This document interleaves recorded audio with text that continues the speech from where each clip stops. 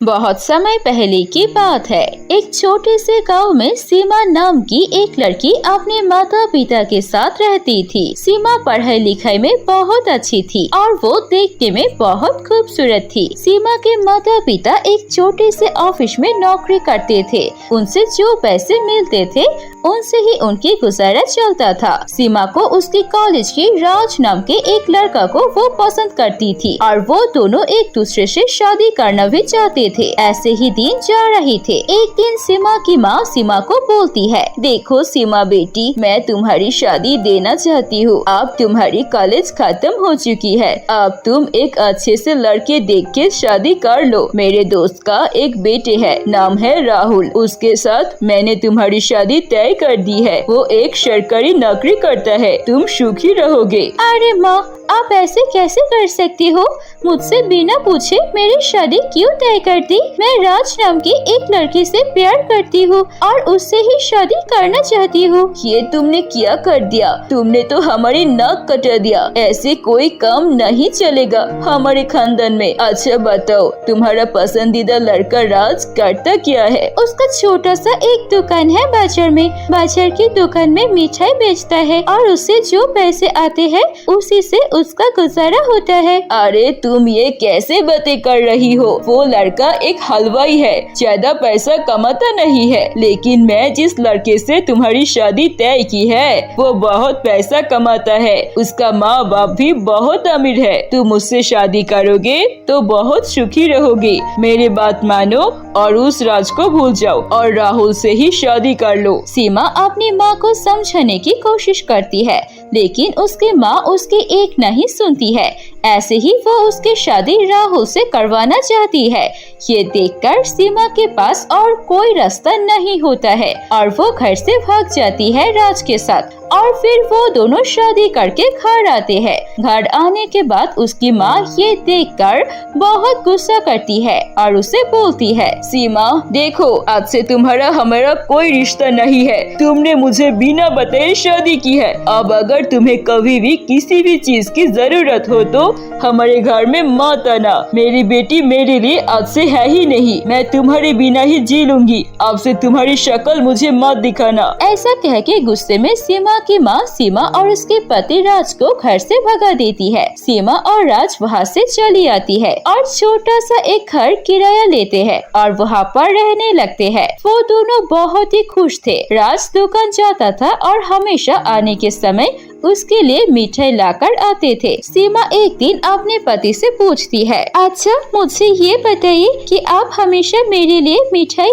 क्यों लाते हैं? क्योंकि मैं चाहती हूँ तुम मिठाई खा के मेरे साथ हमेशा मीठी मीठी बातें करो, मेरी प्यारी पत्नी। ऐसे ही वो दोनों बहुत खुशी खुशी से रहते थे। एक दिन सीमा की पति राज बाहर से घर लौट रहे थे, तभी एक गाड़ी आके उसे टक्कर मार देते हैं और उसकी वहीं पर मृत्यु हो जाती है। सारे लोग मिलकर सीमा के पति का लाश सीमा के घर ले जाती है। सीमा फूट फूट के रोती है और उसके अंतिम संस्कार कर देती है। अब सीमा के पास कोई नहीं होता है और सीमा को देखने के लिए भी कोई नहीं होता है। उसके पास रहने के लिए जो जगह होती है वो भी किराया न देने के कारण मालकिन आके बोलती है, देखो सीमा, मैं तुम्हें पहले से ही बता देती हूँ कि मुझे महीने का किराया महीने भर चाहिए। अगर नहीं दे सकते तो मेरे घर खाली कर दो। तुम्हारा पति मर गया है, इसके लिए मुझे भी दुख है, लेकिन मैं कोई आश्रम खोलकर नहीं रखा है। मुझे अब अपनी पैसे समय पर चाहिए। सीमा के पास ना तो कोई नौकरी होती है और ना ही कोई पैसे। वो बहुत ही उदास हो जाती है। फिर वो कोई और रास्ता न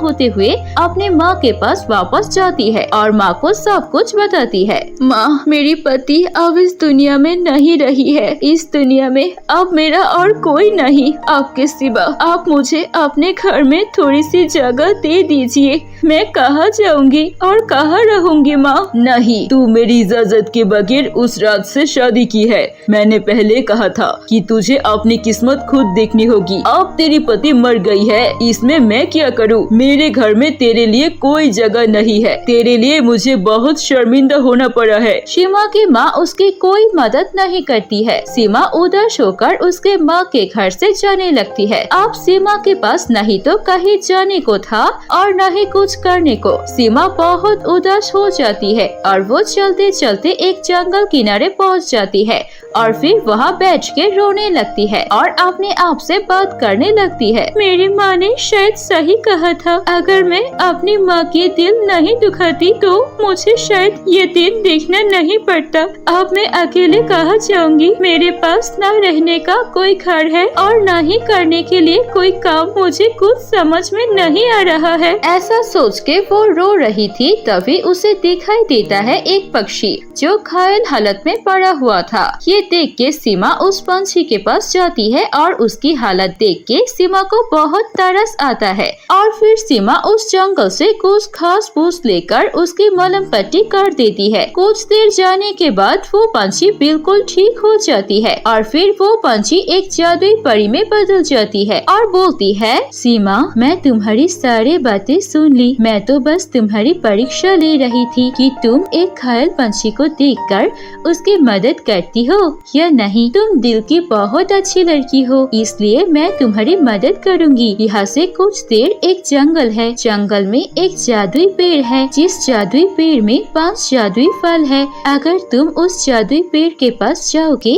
तो वो पेड़ तुमसे एक सवाल पूछेगा और उस सवाल की जवाब सही से देने पर तुम्हें वो पेड़ जादुई फल देगा। उस जादुई फल से तुम जो भी मांगोगे तुम्हें वही मिल जाएगा। आपका बहुत बहुत धन्यवाद। मैं आपके ये उपकार कभी नहीं भूलूंगी। इतना कह के वो परी को धन्यवाद देती है और परी वहाँ से चली जाती है। फिर सीमा उस जंगल के पास चली जाती है और फिर उस जंगल के अंदर उसे वो जादुई पेड़ दिखाई देता है, जिस पेड़ में जादुई 5 फल लगे हुए थे। जादुई फल का पेड़। सीमा मुझे पता है तुम यहाँ पर क्यों आई हो। तुम्हें जादुई 5 फल चाहिए ना, लेकिन इसके पहले तुम्हें मेरे एक सवाल का जवाब देना पड़ेगा। अगर तुमने उस सवाल की जवाब सही से दे दिया तो ही मैं तुम्हें ये जादुई 5 फल दे दूंगी। सोचो यहाँ पर तुम्हारा पति है जो डूब रही है और एक बस है जिस बस की एक्सीडेंट हो रहा है। उस बस में करीब 15 लोग हैं, तो तुम किसे बचाओगे? वैसे तो मुझे दोनों को ही बचाना है अगर मैं कर सकती, लेकिन मैं ऐसी हालत में एक बस को ही बचाना चाहूंगी क्योंकि उस बस में 15 लोग हैं और मुझे लगता है कि मेरे पति के एक जान की जगह बस में उन 15 लोगों की जिंदगी बचाना चाहूंगी। मैं उन 15 लोगों की जिंदगी बचाना चाहूंगी। मैं तुम्हारी इस सवाल के जवाब से बहुत खुश हूँ और इसलिए मैं तुम्हें अपनी 5 जादुई फल दे देती हूँ। इन सभी जादुई फल को एक साथ रखे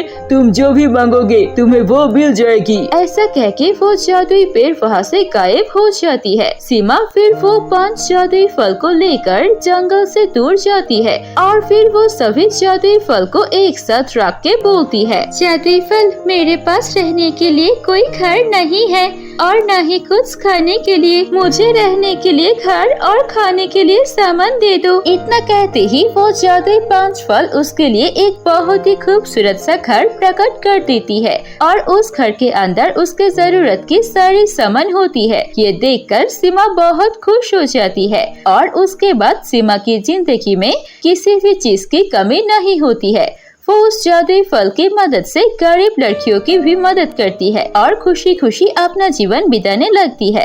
दोस्तों कैसी लगी आपको हमारी ये कहानी? कहानी अच्छी लगी है तो इसे लाइक कीजिए, कमेंट करके हमें बताइए आपको कहानी कैसी लगी और अपने दोस्तों के साथ भी शेयर कीजिए ये कहानी। अगर ऐसी और कहानी देखनी है तो प्लीज सब्सक्राइब कीजिए हमारे चैनल पर। हम ऐसे मजेदार कहानियाँ और लाएंगे।